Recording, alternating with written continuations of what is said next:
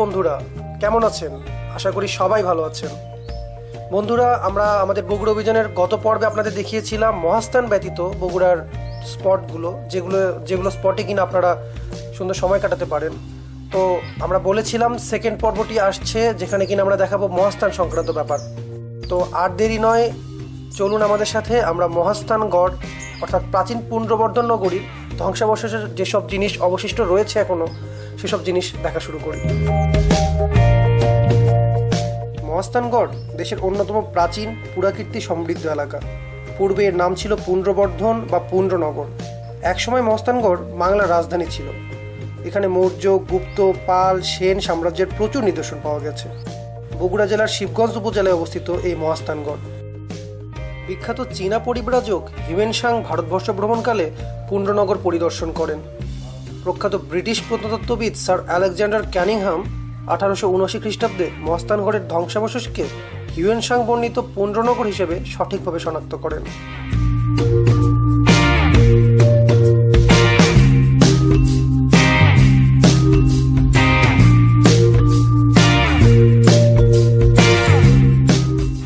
বন্ধুরা, বগুড়ার সাথে বগুড়ার দই যেমন যায়, সেরকম বগুড়া মানে মহাস্থানগড়।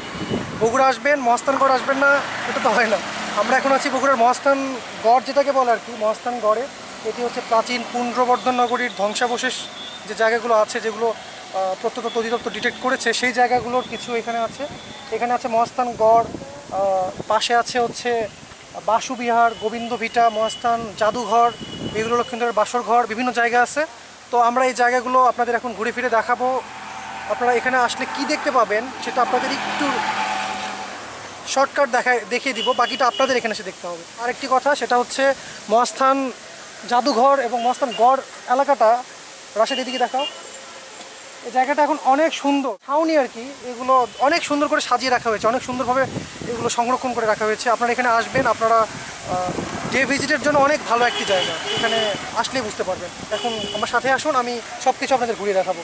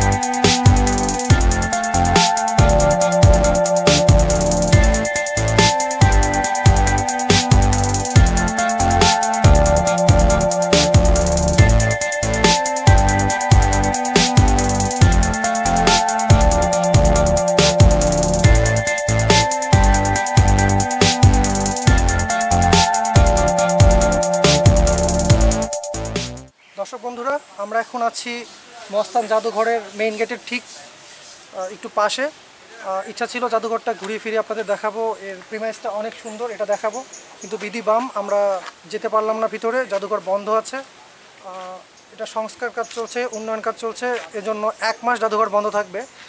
আশা করি আপনারা যখন এখানে আসবেন, আপনারা ঘুরতে আসবেন, আপনারা খোলা পাবেন। আসুন আমরা এখন সামনে অন্য কোনো স্পটে যাই, সাথে থাকুন।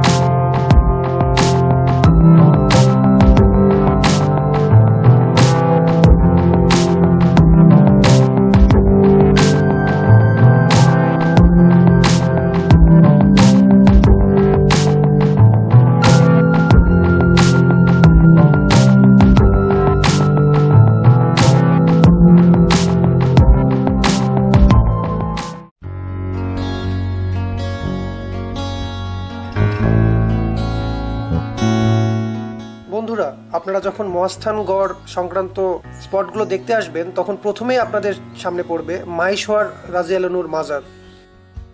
বলকের শাসক আজগরের সন্তান শাহ সুলতান এই অঞ্চলে অমুসলিমদের মাঝে ইসলাম ধর্ম প্রচার শুরু করেন এবং এক পর্যায়ে রাজা পরশুরামকে পরাজিত করে রাজ্যের দায়িত্ব নেন। মহাস্থানগড়ের প্রধান দরজায় তার মাজার শরীফ ইতিহাস হয়ে দাঁড়িয়ে রয়েছে। আর আপনারা এখন দেখছেন সেই মাইশওয়ারের মাজার।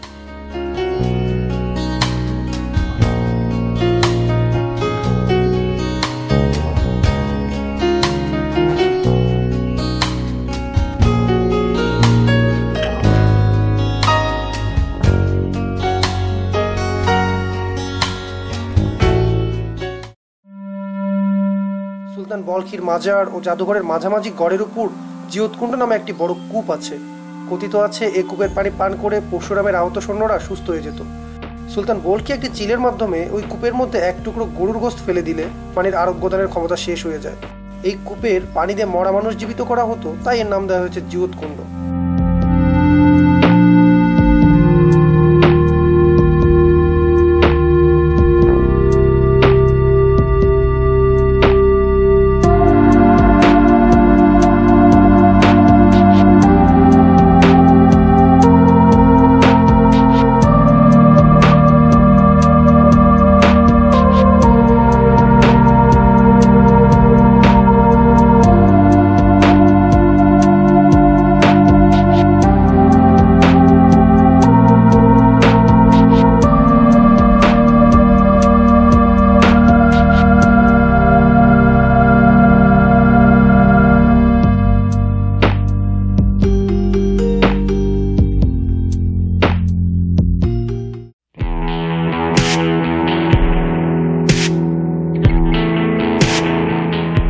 বন্ধুরা, ঘুরতে ঘুরতে আমরা চলে এলাম গোকুল মেদ অর্থাৎ বেহুলা লক্ষিন্দরের বাসরঘর নামে পরিচিত জায়গাটিতে।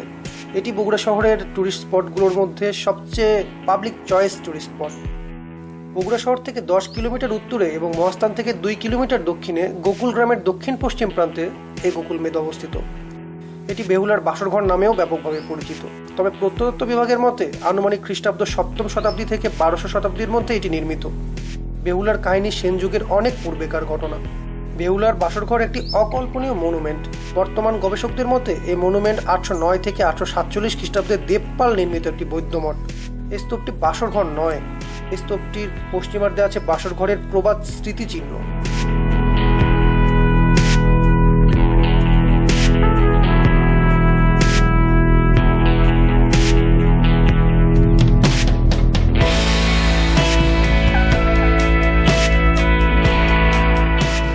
বন্ধুরা, আমরা এখন অবস্থান করছি বিহার ধাপে।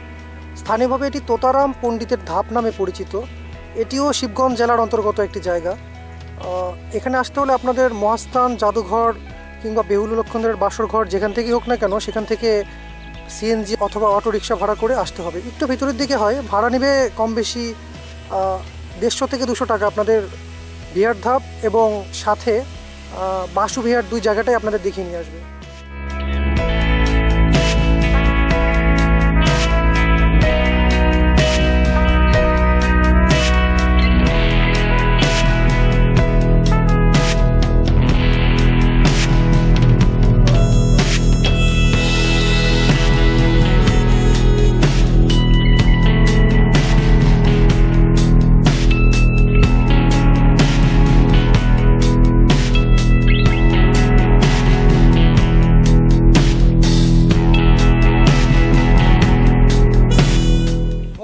আমরা ঘুরতে ঘুরতে চলে এলাম বাসু বিহারে। এটিও বগুড়ার শিবগঞ্জ উপজেলার অন্তর্গত একটি জায়গা। প্রাচীন পুন্ড্রবর্ধন নগরীর সাথে সম্পর্কিত একটি জায়গা। এটি ধারণা করা হয় উপমহাদেশের সবচেয়ে প্রাচীন বিদ্যাপীঠের একটি ছিল। তো দেখি আপনাদের কি ঘুরে ফিরে দেখাতে পারি এখানে, সাথে থাকুন।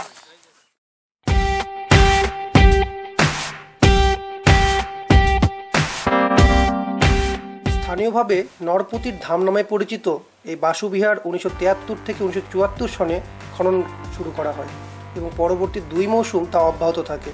দুটি মধ্যম আকৃতির সংঘরাম এবং একটি মন্দিরের স্থাপত্যিক কাঠামো সহ প্রচুর পরিমাণে প্রত্নতত্ত্ব উন্মোচিত হয়েছে এই বাসুবিহার খননে। প্রায় 800 প্রত্নবস্তুর মধ্যে ব্রোঞ্জের ক্ষুদ্রাকৃতির মূর্তি, পোড়ামাটির ফলক এবং পোড়ামাটির সিল খুবই গুরুত্বপূর্ণ। এছাড়াও সংগৃহীত হয়েছে মূল্যবান পাথরের গুটিকা, লোহার পেরেক, মাটির গুটিকা, মাটির প্রদীপ ও অন্যান্য দৈনন্দিন ব্যবহারের দ্রব্যাদি ও প্রচুর মৃন্ময় পাথর টুকরো। আর আপনারা এখন দেখছেন সেই বাসুবিহার।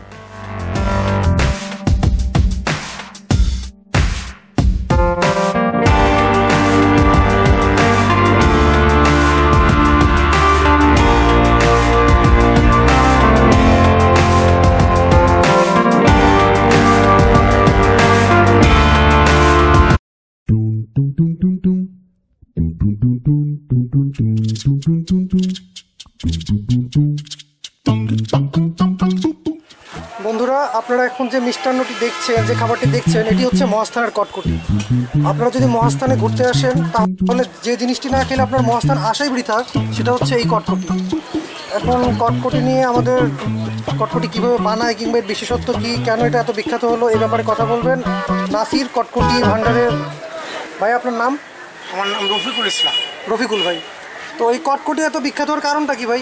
কটকটি এটা আপনার বহু বছর আগেকার। এটা আপনার প্রথম সূচনা শুরু হয় যে মহাস্থান মাজারের তবা হিসেবে বিক্রি হতো। এখন এটা আপনার এমন পর্যায়ে চলে গেছে যে বাইরে থেকে যারা ফরেনাররা আসে তারা মহাস্থানে কটকটে এটা ঐতিহ্য হিসাব, এই ঐতিহ্যটা না নিলে তাদের মহাস্থান গড়টা বেড়ান বা আশাটায় ব্যথা। এই কটকটি কিভাবে বানায়? এটা আপনার চাউলের আটায় আপনার এটা ঢেকি করতে হয়। কোটার পরে এটা আপনার ডালডা এবং ঘি দিয়ে খামড়ি করে নিতে হয়। তারপরে এটা আপনার চক করে কাটে ডালডায় ভাজতে হয়।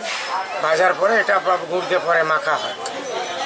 সম্পূর্ণ প্রক্রিয়া সম্পূর্ণ করতে কত সময় লাগে? স্বাস্থ্যসম্মত না, কত সময় লাগে? এটা আপনার ধরেন 10 কেজি কটকটি আমার টোটালি বের করতে 25 মিনিট সময় লাগে আমাদের। এটা কি মানে হাইজেনিক, স্বাস্থ্যসম্মত? হ্যাঁ, স্বাস্থ্যসম্মত। স্পেশাল যেটা আমাদের সবচেয়ে হাই, এটা হচ্ছে 150 টাকা কেজি। আর তার একটা নিচে আছে কোয়ালিটি, সেটা হচ্ছে 100 টাকা কেজি।